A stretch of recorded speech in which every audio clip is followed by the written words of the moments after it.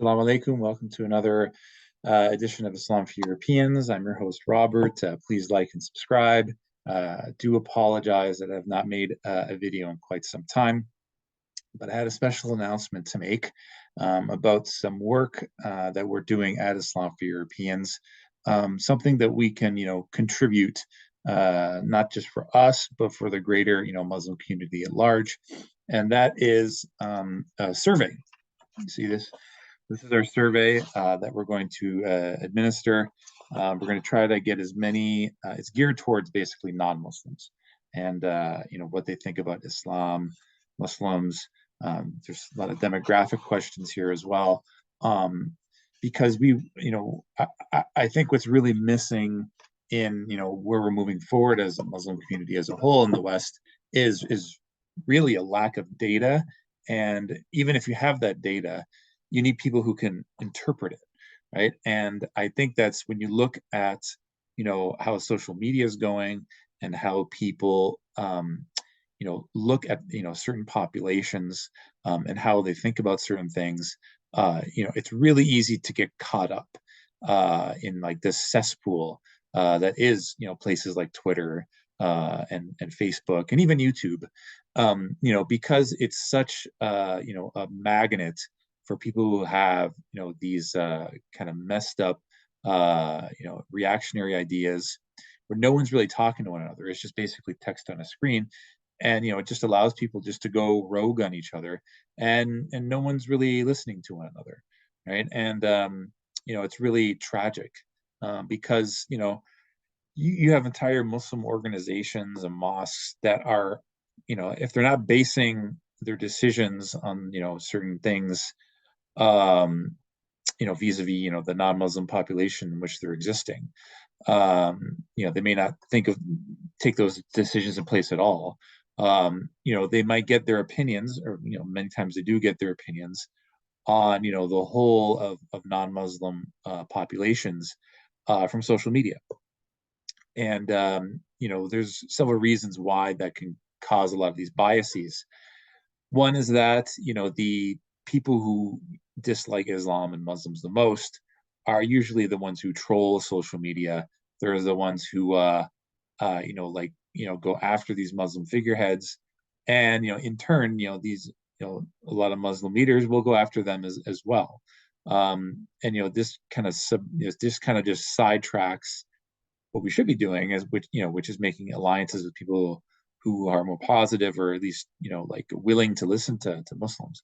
And, if you don't interact with the greater non-Muslim population to which you belong, a lot of the times you're going to think that the vast majority of non-Muslims, they hate Islam. And not only do they hate it, they have a completely different way of life than us.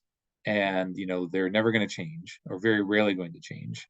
And, it's just going to take too much effort, to try to accommodate them.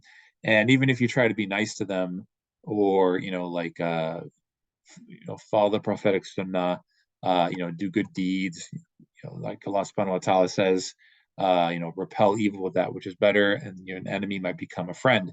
That is seen as weakness now in the Muslim community, in many circles. And, to a large extent, I can understand where they're coming from, right?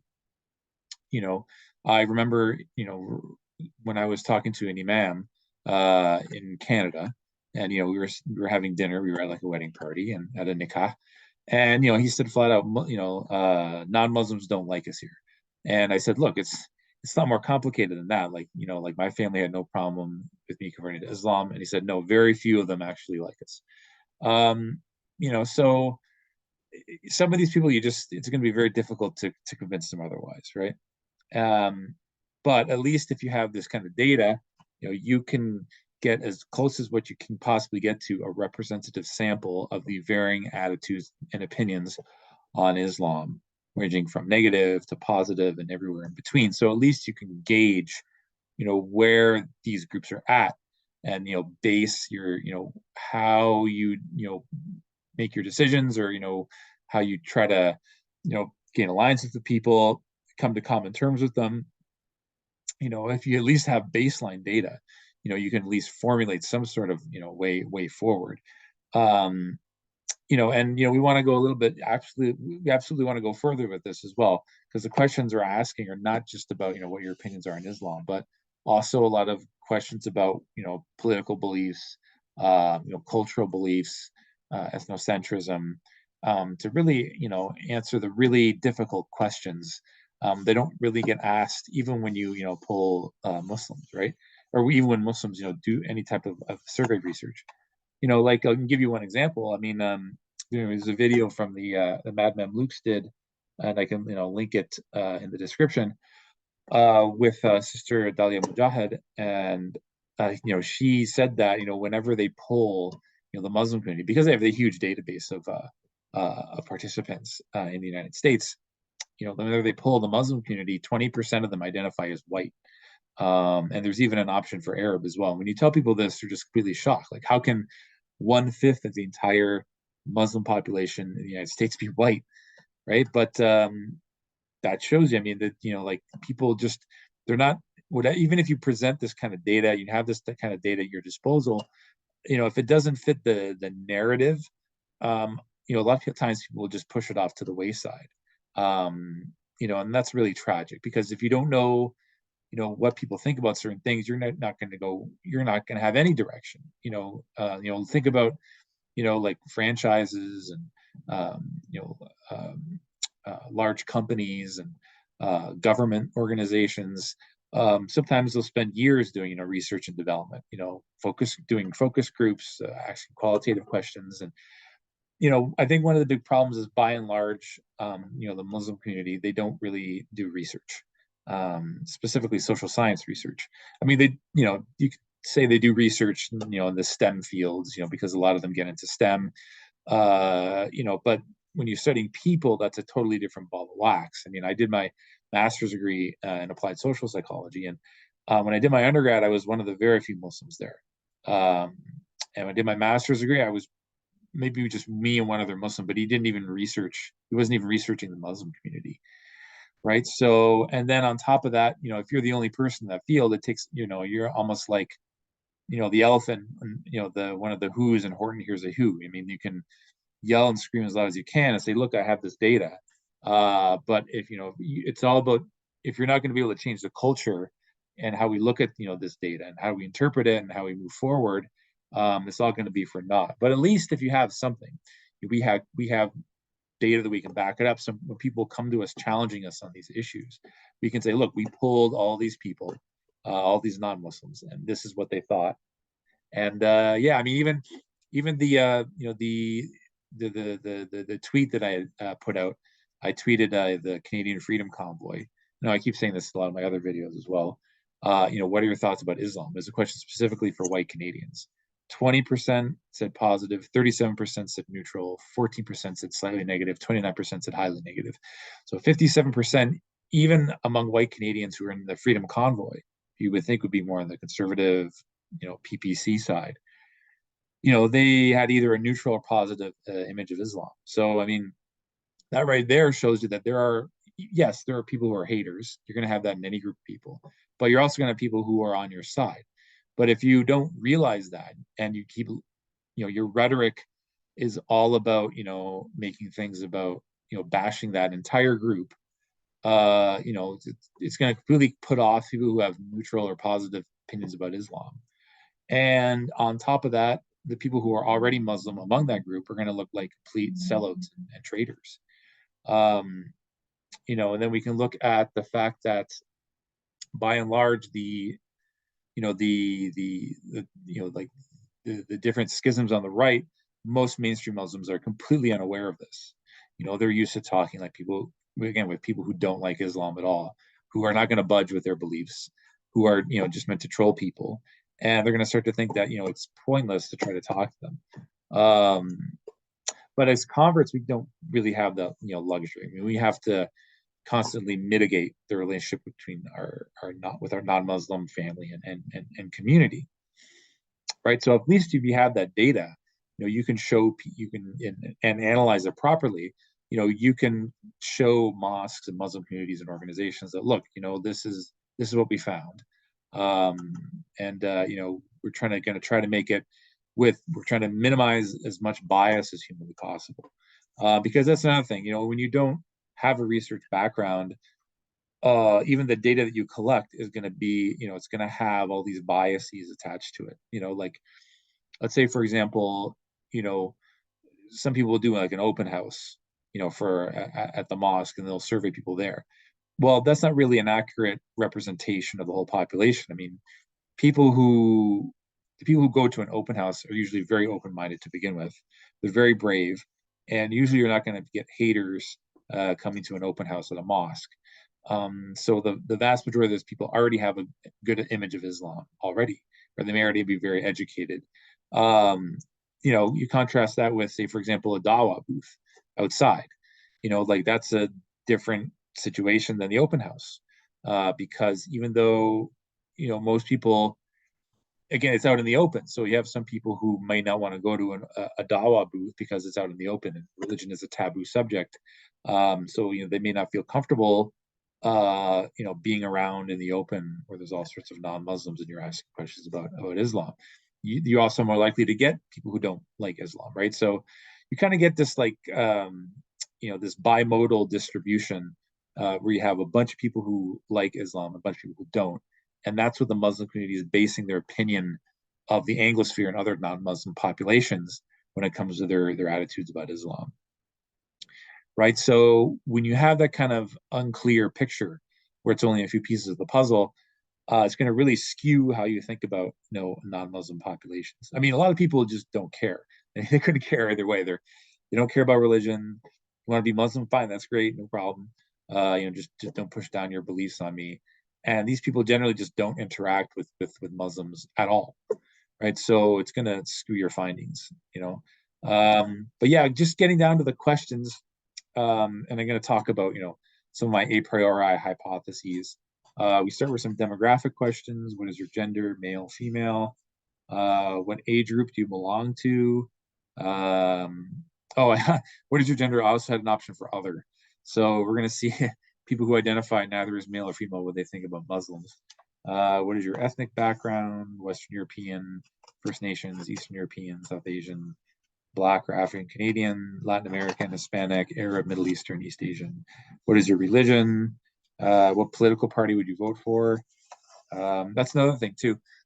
Whenever you do survey research, you have to understand that the group you're getting is going to suffer from some type of. You're never going to get a full, accurate, across the board representation of the entire population. That you're surveying. The samples are always going to be different from the population. What you can do is you can make comparisons between groups, because you can actually do correlational analyses. You can say, how do, say, for example, people who voted liberal, how do they compare, their thoughts about Muslims and Islam for people who voted conservative or Green or NDP or People's Party of Canada and whatnot. Highest level of education completed. And then we go on to the the questions about beliefs. I consider myself a religious person. So these are on a scale of 1 to 7, from highly disagree to highly agree. And then questions about ethnocentrism. I feel like my own ethnic group is being discriminated against unfairly. I strongly identify with my own ethnic group. I would feel uncomfortable interacting with people from another ethnic group. The government should put stricter limits on immigration to Canada. I would feel more comfortable if my son or daughter married someone from the same culture. The questions about COVID-19 and the mask mandate. General thoughts about Christianity, general thoughts about Islam, general thoughts about people who are Muslim. I would feel comfortable walking to a Muslim place of worship. I often interact with people who are Muslim.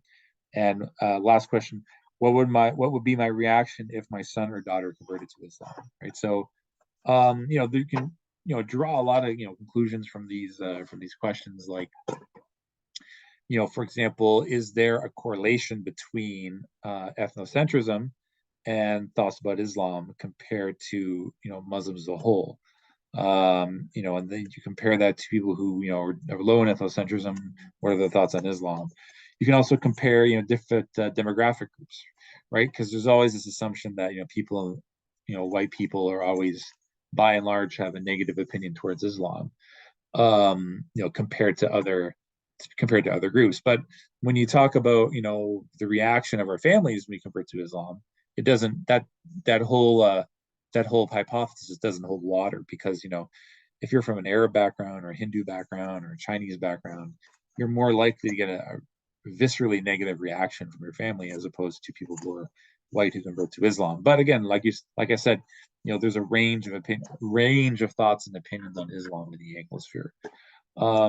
You know, the other thing is that, you know, we can actually uh, do this questionnaire in any country in the world, because Islam4Europeans is an international organization. We have members in the UK, we have members in South Africa, we have members in the States, and you know, as long as we, you know, make the test as standardized as possible and ask the exact same questions, we can get, you know, we could look at the differences between countries, right? So I think that would be interesting as well, because I find that, you know, the most of the big internet dawa spokespeople for the Muslim community are almost exclusively from England or from the UK. So Ali Dawa, Muhammad Hijab, Smile to Jannah. And, you know, the only ones I could think of that have a huge presence is, say, Daniel. But even he's, you know, has several detractors.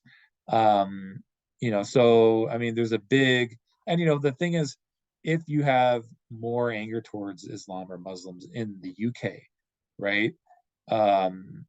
That's understandable that, you know, the Muslim community would have put up their defenses and not really interact as much, or, you know, take more of like a, you know, like a stronger, you know, hardline approach, you know, vis-a-vis things like, you know, you know, like open houses and rhetoric and things like that. But if there's a more positive image toward Islam in, you know, Canada or the United States, why are we importing the same type of belief, you know, the same type of attitudes from two totally different populations, right? So I think that would be interesting to look at as well.